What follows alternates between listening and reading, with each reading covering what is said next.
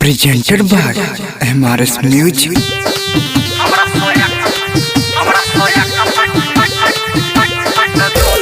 Singing by Roshan Kumar.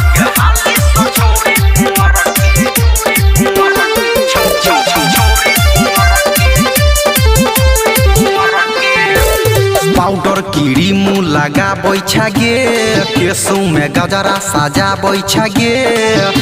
आगे माल powder कीड़ी मुँह लगा बैठा गे केसू में गजरा साजा बैठा गे हीरोइन के लेखा बन को घूमै छ हीरोइन के लेखा बन को घूमै छ लाइन मारैया कते तो बिहल की हमरा सया कपट जो न गे हाली स छोरी कुंवर के हमरा सया कपट जो न गे हाली स छोरी कुंवर के हमरा सया कपट जो न गे हाली स छोरी कुंवर के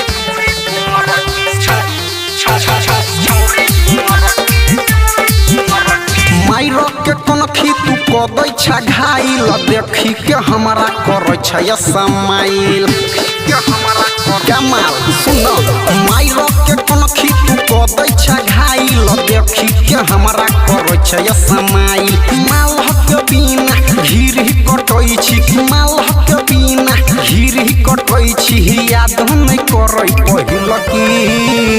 हमरा सया कपट जो न गे हाली स छोरी कुंवर के हमरा सया कपट जो न गे हाली स छोरी कुंवर के हमरा सया कपट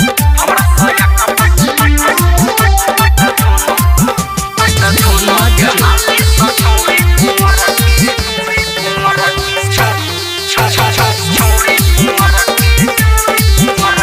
हमरा स छोरी तू कॉले न सेटिंग व्हाट्सएप पर रात के करबो गे चैटिंग आ मैसेज में हो तू प्यार वाला बात